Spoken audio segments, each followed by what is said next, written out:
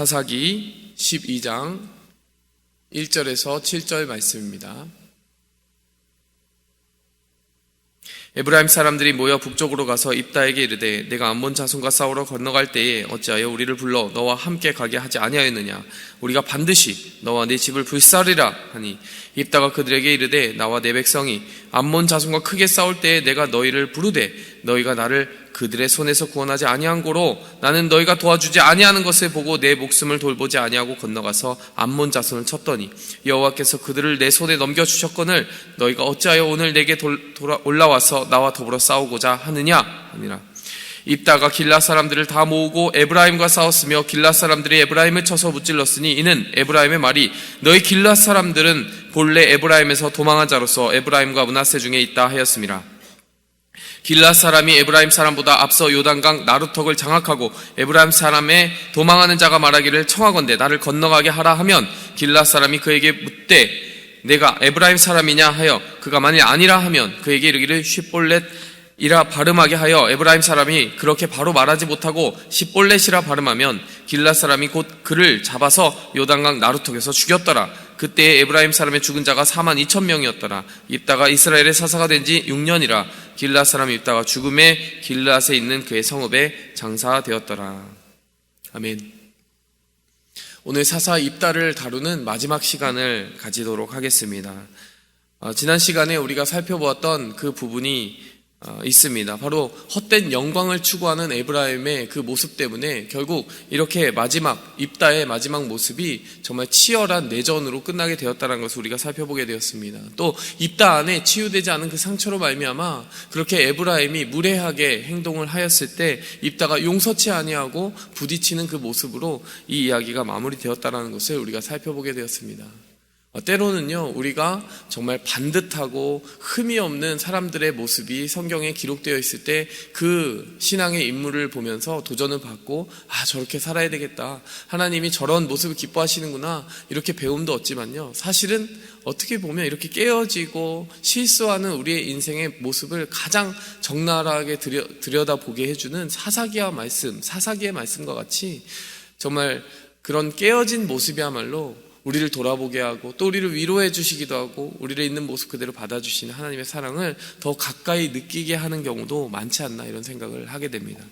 오늘 이 말씀을 통해서요, 또 이 부족한 입다의 모습 그리고 에브라임 지파들의 모습을 통해서 우리가 받아야 될 교훈은 무엇인지 우리가 살펴보도록 하겠습니다.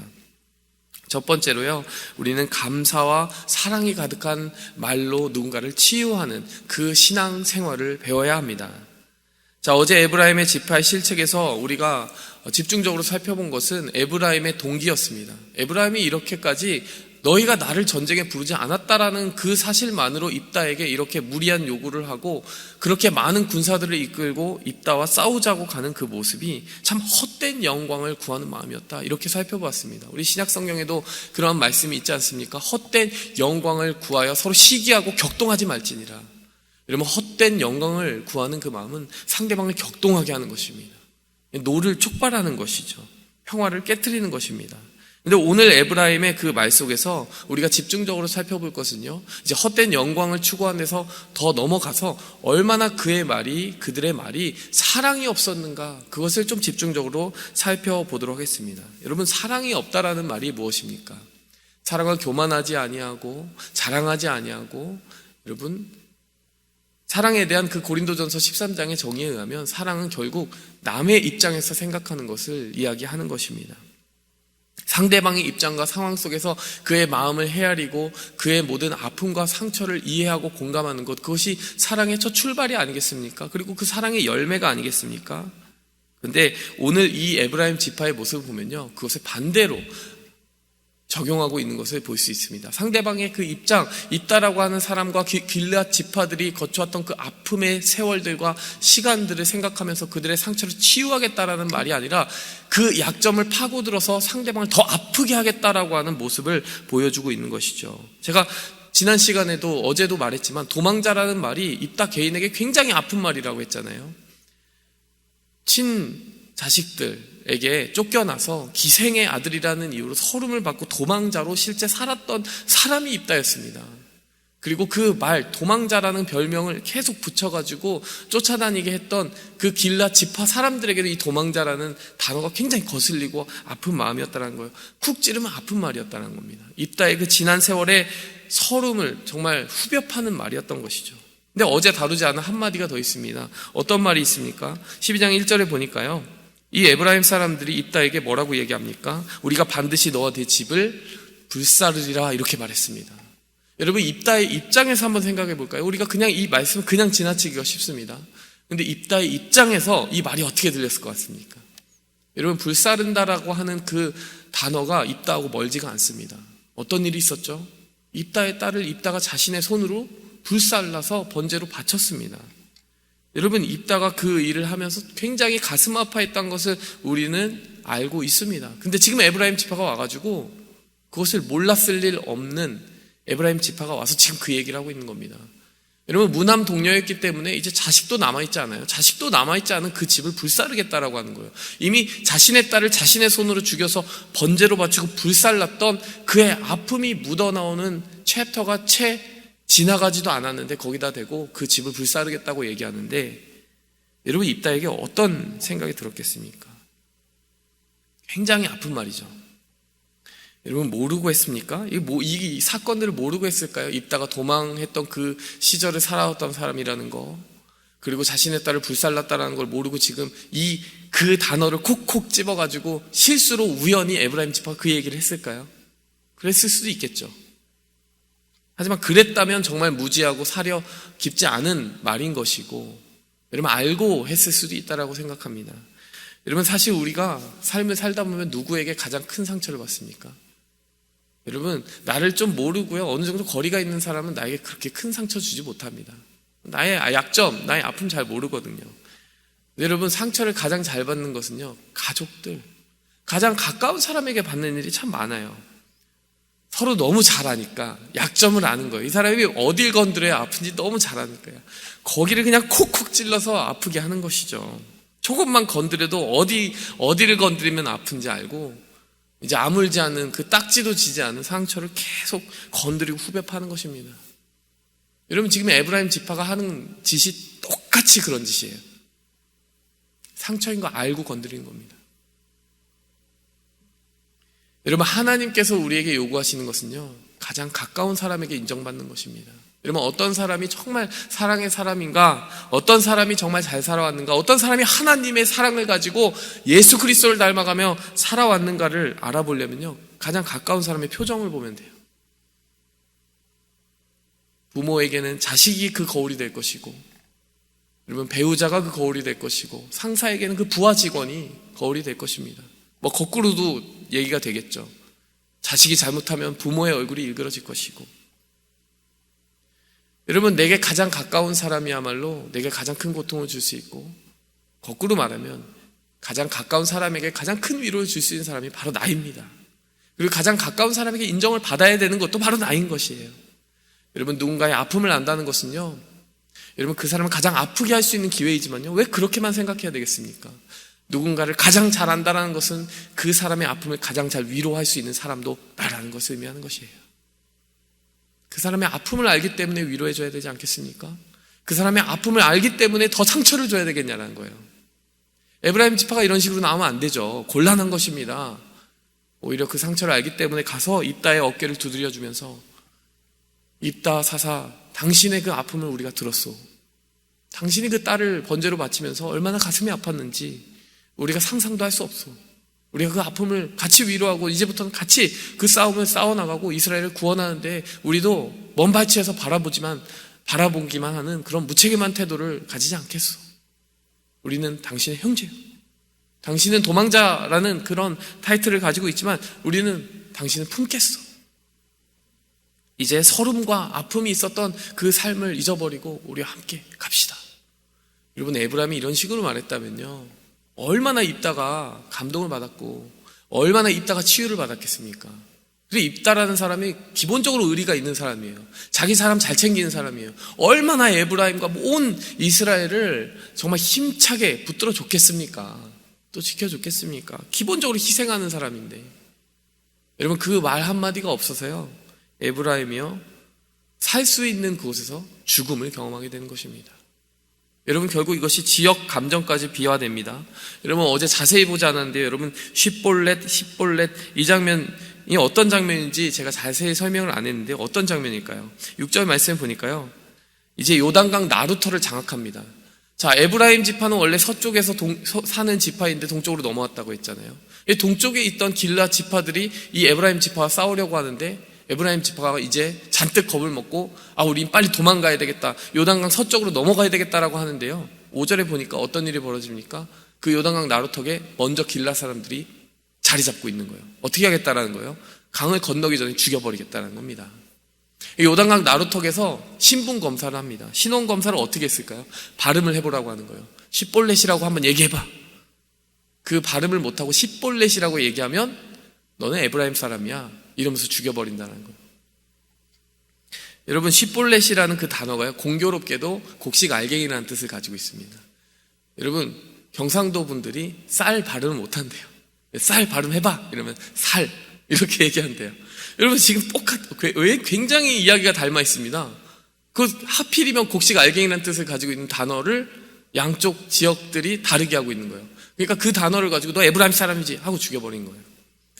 여러분, 공교롭게도 또 동서 갈등이라는 점도 너무 닮아 있지 않습니까? 전라도와 경상도 얼마나 그렇게 서로 같은 동족임에도 불구하고 서로 아픔을 후벼파면서 서로 싸우고 있습니까? 미워하고 용서하지 못하고. 여러분, 그것은 그리스도인답지 않은 것입니다. 여러분, 그 감정이 골이 멀어지고 결국 쉿볼렛 이걸 가지고, 발음을 가지고 동족을 정말 내 원수로 삼고 죽여버린 이 아픔이 어디서부터 시작됐을까요? 여러분, 에브라임이 굉장히 큰 책임을 가지고 있습니다. 여러분, 사랑이 없는 말은 결국 마음을 닫아버리는 것입니다. 여러분, 입다가요, 여러분 기본적으로 협상가라고 했잖아요. 모든 일을 하기 전에 협상을 했어요. 길라 장로들과 처음에 사사직을 부여받을 때에도 이렇게 하면 이렇게 할래, 저렇게 하면 저렇게 할래 협상을 했어요. 먼저 암몬왕과 싸우길 때도 바로 가서 암몬왕과 싸운 게 아닙니다. 역사 논쟁, 신학 논쟁, 법적 논쟁을 하면서 우리가 왜 명분이 있고 우리가 왜 의로운 위치에 있는지 우리 한번 논쟁해보자 하면서 협상 테이블을 먼저 열었어요. 입다는 항상 협상하는 사람이었습니다. 근데 여러분, 에브라임이 이런 식으로 가슴 후벼파면서 싸우니까 어떻게 합니까? 입다는 한마디의 협상도 하지 않아요. 어떤 말도 하지 않고 바로 칼을 겨누고 죽여버립니다. 입다가 잘했다는 얘기 아닙니다. 근데 여러분, 입다의 그 가슴 속의 그 상처를 위로할 수 있었던 에브라임이 오히려 그것을 정말 후벼파는 말을 했을 때 그것이 과연 지혜로운 일이었겠냐라는 겁니다. 입다도 분명히 치유받지 않은 상처에 대해서 이야기해야 되지만 여러분, 에브라임 지파 사랑 없는 그 말은 정말로 안 좋은 것이었습니다. 두 번째로 우리가 배워야 되는 것이 있습니다. 그것은 바로 나라는 주어가 사라지는 곳에서 하나님의 나라가 임한다는 것입니다. 여러분, 2절과 3절 보도록 하겠습니다. 2절과 3절, 입다가 그들에게 이르되 나와 내 백성이 암몬 자손과 크게 싸울 때 내가 너희를 부르되 너희가 나를 그들의 손에서 구원하지 아니한 거로 나는 너희가 도와주지 아니한 것을 보고 내 목숨을 돌보지 아니하고 건너가서 암몬 자손을 쳤더니 여호와께서 그들을 내 손에 넘겨주셨거늘 너희가 어찌하여 오늘 내게 올라와서 나와 더불어 싸우고자 하느냐. 여러분, 제가 2절과 3절을 의도적으로 읽은 강세의 부분을 눈치채셨습니까? 여러분, 2절과 3절에서 가장 많이 등장하는 단어가 있습니다. 뭡니까? 나입니다. 나. 여러분, 앞부분에 제가 에브라임의 그 실책, 사랑을 정말 사랑 없는 말로 가슴을 후벼파는 그 부분을 이야기했다면 지금 입다에 대해서 이야기해 보도록 하겠습니다. 여러분, 입다가 2절, 3절에서 지금 말하고 있는 그 단어 중에서 가장 많이 등장하는 단어가 결국 나였다라는 거예요. 여러분, 이 말은 무엇입니까? 입다가 이 전쟁을 보는 관점, 자신의 사사직을 보는 관점은 결국 나를 위한 것이었다는 겁니다. 내 백성 지키려고 하는 싸움이었다, 이렇게 나오는 겁니다. 물론 내 목숨을 아끼지 아니하고 나와 내 백성이 나를 지키고 내 백성을 지키고 내가 너희를 불렀는데 나를 그들의 손에서 너희가 구원하지 않았기 때문에 나는 너희가 도와주지 않은 것을 보고. 여러분, 이렇게 자아가 강한 사람이에요. 결국에는 어떻게 됩니까? 그 입다는 정말 나라고 하는 그 성을 무너뜨리려고 하는 에브라임을 용서하지 못한 겁니다. 여러분, 한번 생각해 보시기 바랍니다. 이 나라고 하는 그 존재가 이렇게 위협을 받을 때 우리는 안정감 있는 모습으로 대응합니까? 침착하게 대응합니까? 아니면 모욕감을 쉽게 느끼고 용서하지 못하는 그 강을 건너버립니까? 여러분, 그것이 우리의 인격의 도량이라고 할까요? 크기를 보여주는 것입니다. 여러분, 사실 나라고 하는 성을 계속 모욕하고 정말 이렇게 멸시한다면 그것을 감당하기 쉬운 일은 아닙니다. 근데 그 일을 잘 감당하신 분이 있습니다. 누구일까요? 나사렛 사람 예수. 나사렛에서 무슨 선한 것이 날 수 있어? 여러분, 맨날 그 출신지 가지고 예수님이 얼마나 모욕을 당하고 멸시천대를 받았습니까? 예수님의 출신은 하늘나라인데 여러분, 감히 이 땅에 있는 사람들이 예수님 나사렛 출신이라고 이렇게 얘기하면서 할 때 예수님은 얼마나 마음속으로 우스웠겠어요. 네, 여러분, 예수님께서 왜 모욕을 느끼시면서도 그 모욕인 것을 아시면서도 용서할 수 있었을까요? 여러분, 예수님은 확고한 정체성이 있었습니다. 나 하나님의 아들이지.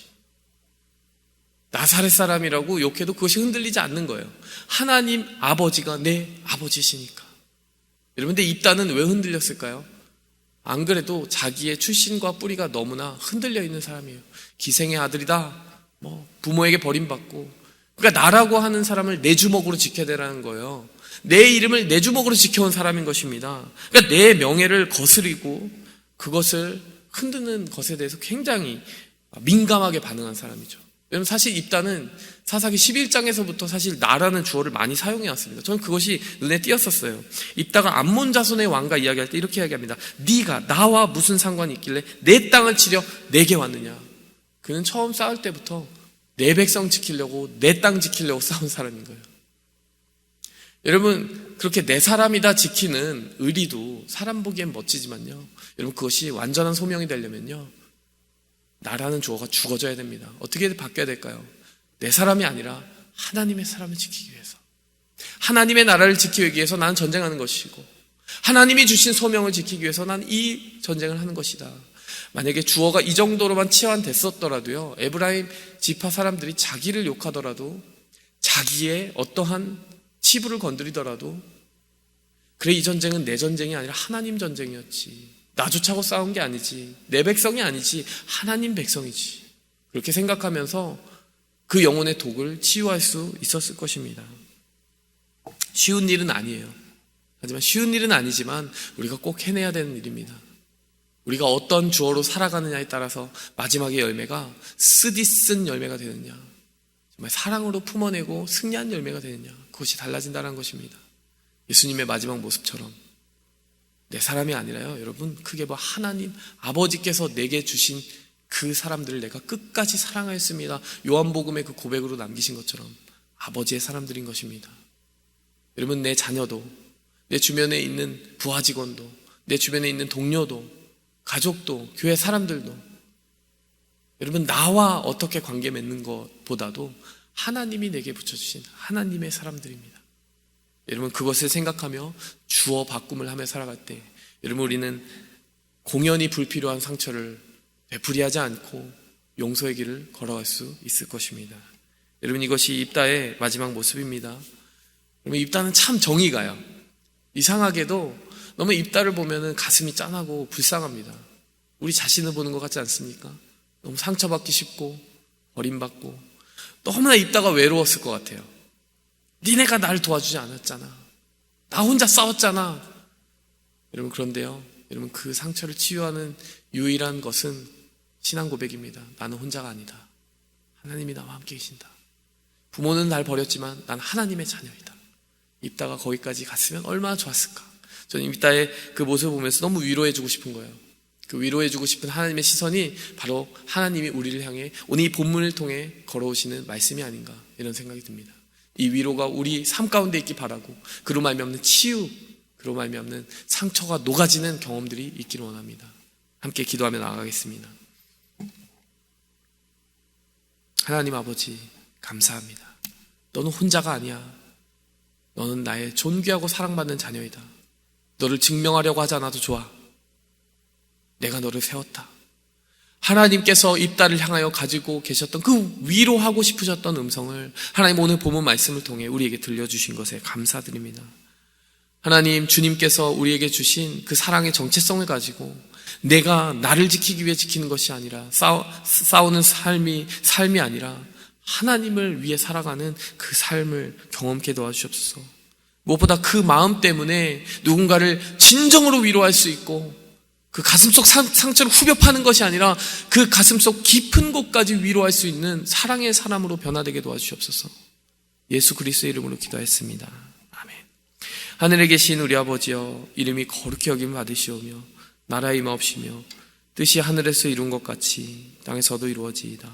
오늘날 우리에게 일용할 양식을 주옵시고 우리가 우리에게 죄진 자를 사하여 준 것 같이 우리 죄를 사하여 주옵시고 우리를 시험에 들게 하지 마옵시고 다만 악에서 구하옵소서. 대개 나라와 근사와 영광이